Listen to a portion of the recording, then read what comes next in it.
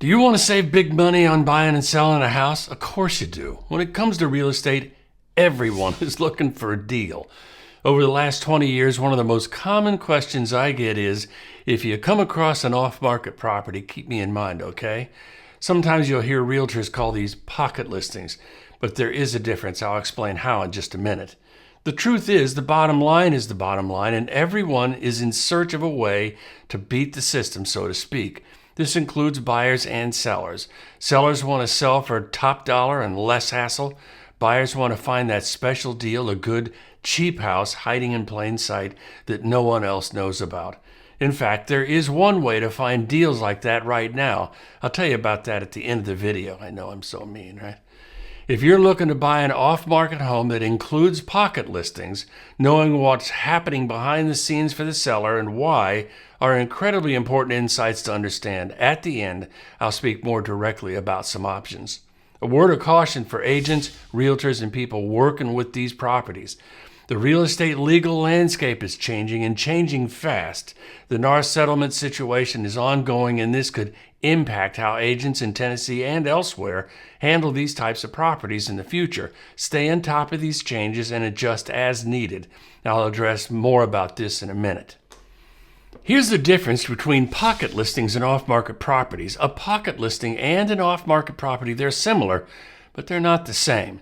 A pocket listing refers to a property that a real estate agent has signed to sell but is not listed in the MLS. The property is kept in the agent's pocket and is typically marketed privately to select clients or within the agent's network. It can involve limited marketing such as word of mouth, sharing with specific buyers or agents within the same brokerage, but the property is not exposed to the broader market. Pocket listings are now regulated under NAR's clear cooperation policy. If the agent publicly markets the property, it must be added to the MLS within 1 business day. An off-market property is a broader term that refers to any property that is not currently listed for sale on the MLS. This can include properties that are for sale but not actively being marketed, such as pocket listings, as well as properties that are not for sale at all but might be sold under the right circumstances. Good example, a friend of mine went to Florida, wanted to live in a certain subdivision. There were no homes available. He instructed his agent to mail out letters to all the homeowners in that particular neighborhood saying, if you're thinking about selling, now's the time because I have a buyer. Sure enough, somebody popped up and he was able to buy that house. Some off-market properties are sold directly through private networks, while others are simply not on the market yet, such as the homes that they hadn't decided to sell yet, like the story I just told you. In short, all pocket listings are off-market properties, but not all off-market properties are pocket listings. That's a brain breaker right there. Are pocket listings even allowed? Here are the key points of the clear cooperation policy that governs pocket listings as briefly mentioned before. Number 1, mandatory MLS submission. Under this rule, if a listing is being marketed to the public through flyers, yard signs, websites, social media, whatever, it must be submitted to the MLS within 1 business day. This essentially prevents agents from keeping a property off the MLS while publicly marketing it. Number 2, private marketing exception. The policy still allows for private or exclusive listings. If the seller wants to keep the listing private and limit exposure, perhaps to protect privacy, the agent can do so, but only as long as it's not publicly marketed. This means the listing can be shared within the agent's brokerage or directly with specific clients, but not advertised to the general public. The clear cooperation policy does have an impact on the market. It aims to promote transparency and ensure all potential buyers have access to new listings, reducing the opportunity for off-market sales that could limit buyer competition. The recent NAR settlement has introduced changes that may affect how pocket listings are handled in Tennessee and other states. The clear cooperation policy remains in place. However, ongoing legal challenges, such as the revived lawsuit from Top Agent Network, continue to argue that this policy restricts competition. If these lawsuits succeed, they could lead to more flexibility for agents in using pocket listings without MLS constraints. If you're someone who values their privacy or you're just testing the market, this might be your go-to option. But there are some risks, so let's break down the pros and cons so you know exactly what you're getting into. Why would a seller want to go with a pocket listing? If a seller wants privacy, like I just said, doesn't want crowds of people touring the home like celebrities, and that happens quite a bit around here, this may be the best option. But here's the trade-off. Fewer people know about it, which could mean fewer offers and no bidding wars. It's all about exclusivity versus exposure. Pocket listings also help sellers test the water. If no one bites, they can always shift to the MLS later without the stigma of a house that's been sitting unsold for too long. So here's the downsides of pocket listings. The limited reach. Your home won't be visible to the broader market, which means fewer potential buyers. Fewer offer. The smaller the pool, the fewer the offers, which could result in a lower sale price. Almost going to happen every time. No bidding wars. With fewer buyers in the mix, there's less chance of driving up the price through competition. Here's an example of a pocket listing in action.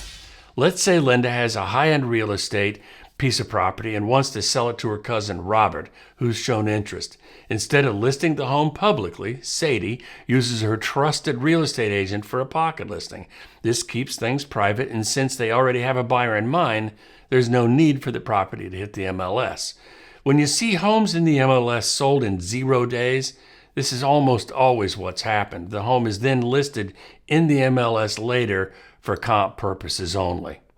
Should you sell your home via pocket listing? Well, pocket listings aren't for everyone. If you're someone with a unique property or already have a potential buyer in mind, it could make sense. It offers privacy and helps avoid market overexposure that we've been talking about.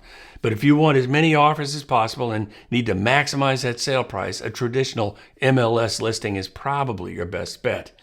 Is it a good idea to buy a pocket listing or an off-market property? People often ask realtors to watch for off-market properties because they perceive it as a way to gain a competitive edge or find a hidden gem, man, you hear that a lot, that's not available to the general public. Some of the reasons include less competition. Buyers hope to avoid bidding wars or competing with multiple buyers, which can drive up the price on a listed home, or its perceived exclusivity. Off-market properties can feel more exclusive, and they can be, and buyers think that they might get a better deal or a more unique home that hasn't been seen by everyone. Privacy. Some sellers prefer to keep their homes off the MLS for privacy reasons, and you see that a lot in this Nashville area, and buyers may think that they can access these private listings through a realtor with their connections, which can be the case. The misperception of a bargain. Buyers sometimes assume that an off-market property is priced lower because it isn't widely marketed, though that is rarely, if ever, the case. In my experience, the buyers asking this question commonly fall into the no bidding wars camp. That's what they want to avoid. Pocket listings or off-market properties are almost always about exclusivity, and that is not cheap. So I told you there is a surprising way to find homes that feel like off-market properties easily. Here it comes. Here's how coming soon homes could be your secret weapon. In Tennessee, we have a status called coming soon. Most people aren't aware that you can make an offer on those homes. I know it seems super risky and a possible waste of time, but if you've been looking for a while and you have a clear picture of the home you're looking for, this might be an answer. If a coming soon home pops up that checks a lot of your criteria boxes, take a shot. My advice is just include a contingency that the buyers must approve of the suitability of the home by an in-person viewing before moving forward with the contract. Coming soon homes do not allow home tours or walkthroughs before the MLS active date, and that stalls a lot of people out. Submitting an offer just as described gives the buyer the right to view the property after they've come to contract and the ability to just say, no, this home won't work, and get out of the deal. Will you get the best deal? No. Can you find a hidden gem? Maybe. Pocket listings offer privacy, exclusivity, and a way to test the market, but they also come with risks, so just be aware of that. By the way, if you're looking to move anywhere in the country and you're looking for someone who can help, send me a text or an email. I'm part of a network that spans the U.S. and connect you with a top agent. If you're getting value from my videos and you want to be the first to learn about the change in real estate market, hit subscribe and tap the bell. That'll help both of us. Thanks so much. See you later. Talk to you soon.